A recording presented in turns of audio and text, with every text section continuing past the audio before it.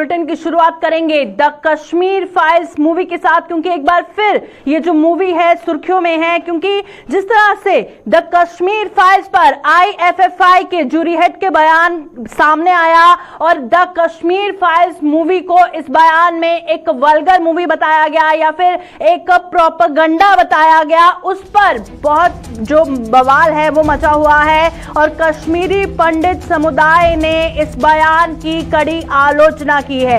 Jury head के बयान को सच्चाई से परे बताया गया है। और वहीं पर बात करें इजरायली फिल्म मेकर और IFFI जूरी हेड ने कल जिस तरह से द कश्मीर फाइल्स मूवी को एक प्रोपेगेंडा बताया, एक वल्गर मूवी बताया, उसे लेकर ये जो बवाल मचा है उस हवाले से आपको जानकारी बताएंगे, क्योंकि कश्मीरी पंडितों में काफी ज्यादा जो रोष है वो देखने को मिल रहा है। और वहीं पर बात करें भारत में तैनात इजराइल के जो राजदूत है नार गिलोन, उन्होंने कश्मीर फाइल पर की गई ये जो अपमानजनक टिप्पणी है इजराइल के ही फिल्म मेकर नदाव लापिद को जमकर खरी खोटी सुनाई है और उन्होंने लापिद से तुरंत अपने बयान पर माफी मांगने को कहा है जो उन्होंने इस फिल्म को लेकर दिया है। लापिद गोवा में international film festival of India में जूरी हेड थे और गोवा के international film festival of India के आखिरी दिन उन्होंने इस फिल्म को एक प्रोपेगेंडा बताया और बताया कि एक वल्गर मूवी है।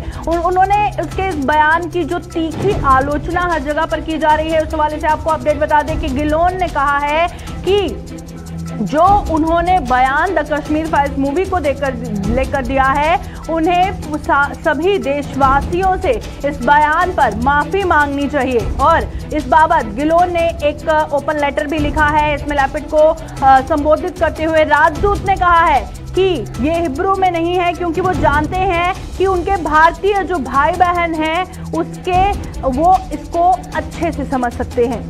तो अब हम जानेंगे, पूरी खबर हम आपको बता रहे हैं। कल से ये खबर हर जगह सुर्खियों में है, सोशल मीडिया पर काफ़ी ज़्यादा वायरल हो रही है ये खबर और अलग अलग तरह के रिएक्शंस इसे लेकर आ रहे हैं, क्योंकि वहाँ पर कहा गया कि कश्मीर फाइल्स मूवी बनाकर जो कल्चर है उसे ख़त्म कर दिया गया, एक नेगेटिव इमेज क्रिएट की गई, एक प्रोपेगेंडा की तरह इस मूवी को यूज़ किया गया और साथ ही साथ इस मूवी को वल्गर बताया। अब देखिए, एक आम कश्मीरी पंडित क्या इस बात को लेकर सोचता है, समझता है? क्या एक आम कश्मीरी पंडित चाहता है? क्योंकि द कश्मीर फाइल्स मूवी पर काफ़ी सियासत भी हुई, काफ़ी रिएक्शन सामने आए जब ये मूवी रिलीज हुई, कई लोगों के सेंटिमेंट से ये मूवी जुड़ी हुई है। अब उसे लेकर अभी एक आम कश्मीरी पंडित क्या सोचता है हम जानेंगे। थोड़ी देर में हमारे साथ एक कश्मीरी पंडित इस लाइव में ज्वाइन करेंगे और द कश्मीर फाइल्स मूवी पे हम बात करेंगे। और वहीं पर अगर बात करें इस मूवी की तो गिलोन ने यहां तक कह दिया है कि आपने जो पूर्व में किया उसको कहने का आपको हक है, लेकिन ऐसा आप अपने ही देश में कर सकते हैं, ना कि किसी दूसरे देश में, वो भी इजराइल के करीबी देश में। ऐसा करना पूरी तरह से गलत है। और उन्होंने ये भी कहा कि ऐसा कहने की कोई भी जरूरत नहीं थी। इजरायली राजदूत ने कहा कि लापिद यदि ऐसा ही मानते थे तो उन्हें international film festival of India का जज बनना स्वीकार ही नहीं करना चाहिए था।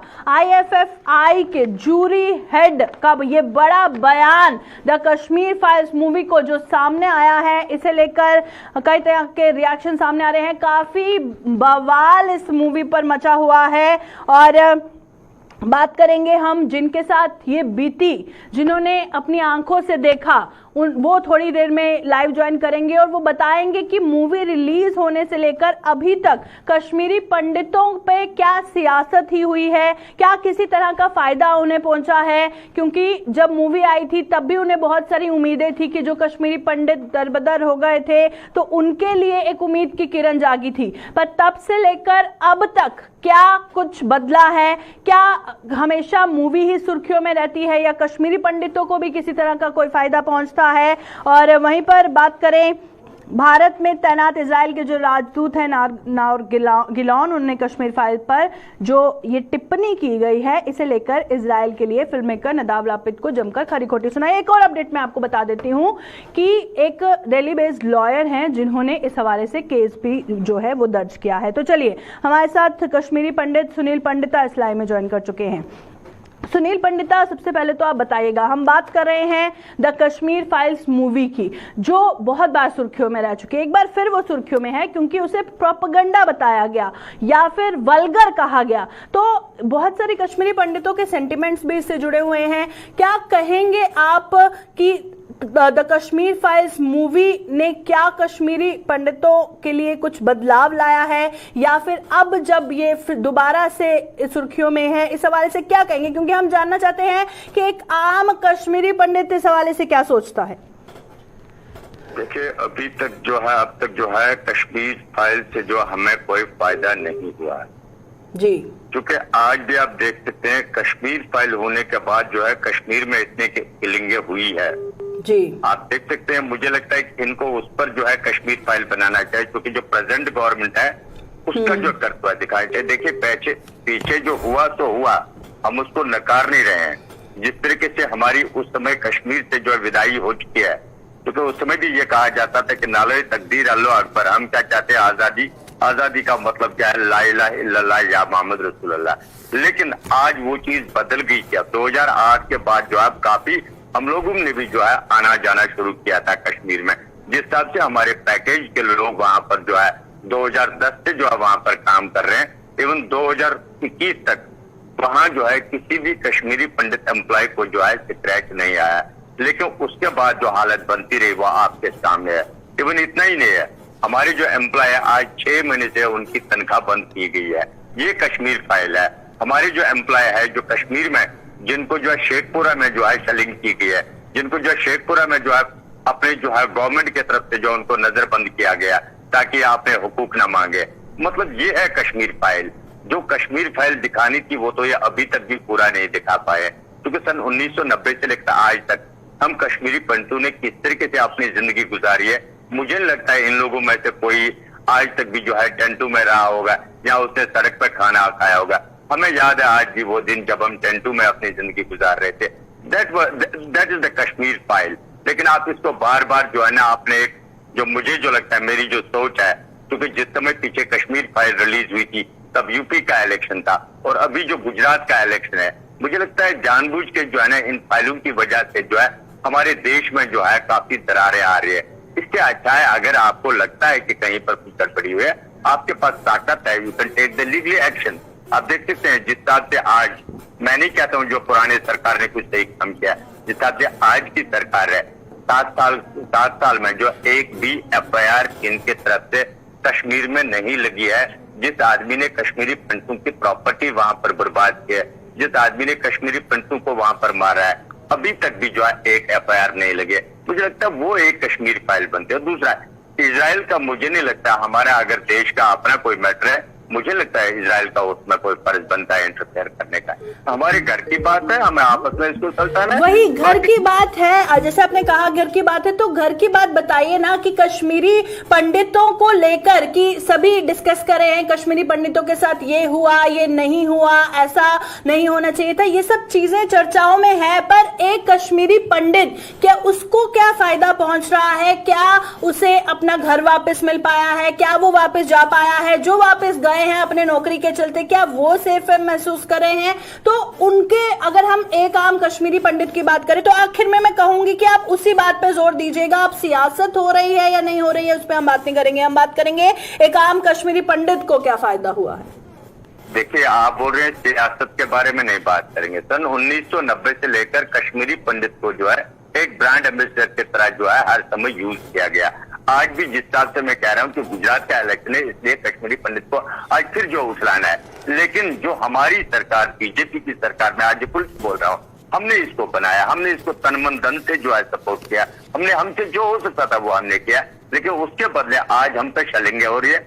इसी कश्मीर फाइल की वजह से आज हम पे इतनी जो है परेशानियां कश्मीर में हो रही है। आप यकीन नहीं कहेंगे, मेरे जैसा आदमी जो 6-6 महीने 4-4 महीने कश्मीर में रहता था, इस साल 2022 में मैं बिल्कुल नहीं जा पाया, क्योंकि पहले होता था, पहले पता होता था कि भाई वहां पर किलिंग हो सकती है।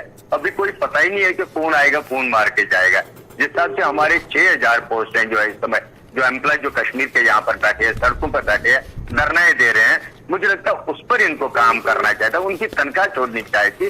तो क्या पाप किया उनके बच्चों ने? चलो अगर एम्प्लॉय ने, मैं नहीं मानता हूँ पहले उन्होंने कोई गलती की है, लेकिन अगर वो बेचारे वहां से आए अपनी जान बचाने के लिए, क्योंकि जान है तो जहां है, जब वो जान बचाने के लिए आए उसके बाद जो है उनकी यहाँ पर तनख्वाह रोकी जाएगी।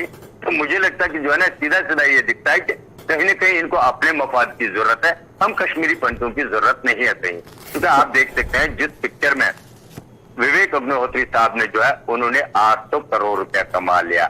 आज वो सरकार से हमारी वकालत करते ना कि भाई ये 6000 लोग वहां पर है, ये यहाँ पर जम्मू में बैठे, भाई मैं उनको 800 करोड़ में से जो है मैं उनको थोड़ा थोड़ा जो है उनको दे देता हूँ ताकि उनके घर कम से कम बचे, वो बेचारे भूखे ना रहे। लेकिन उस चीज की तरफ किसी को ध्यान नहीं। हम पे जो है आए दिन जो है कोई ना कोई सियासत ही खेली जा रही है और कोई निचोड़ हमारा कोई सोल्यूशन नहीं निकल रहा है। बहुत बहुत शुक्रिया सुनील पंडिता ज्वाइन करने के लिए। तो जिस तरह से सुनील पंडिता एक कश्मीरी पंडित जिनका कहना है कि हालांकि अगर हम बात करें कश्मीर फाइल्स के डायरेक्टर की, तो उन्होंने करीबन 1000 करोड़ के करीब कमाया होगा इस फिल्म के जरिए। तो क्या कश्मीरी पंडितों को उसका कोई फायदा दिया गया क्या? क्योंकि हालांकि सियासी रोटियां भी कश्मीरी पंडितों पे सेकी जाती हैं, चर्चाएं भी बहुत होती हैं। अब जिन पर ये मूवी बनी है वो हमेशा सुर्खियों में रहती है। तो एक आम कश्मीरी पंडित आज भी उसी मोड़ पर है जो कि सालों पहले था। तो एक आम कश्मीरी पंडित को कोई फायदा नहीं हुआ। पर फिलहाल आपको अपडेट बता रहे हैं जूरी हेड के बयान पर किस तरह से बवाल मचा है, और जो केस है वो भी एक दिल्ली बेस्ड लॉयर है जिन्होंने इस हवाले से दर्ज किया है।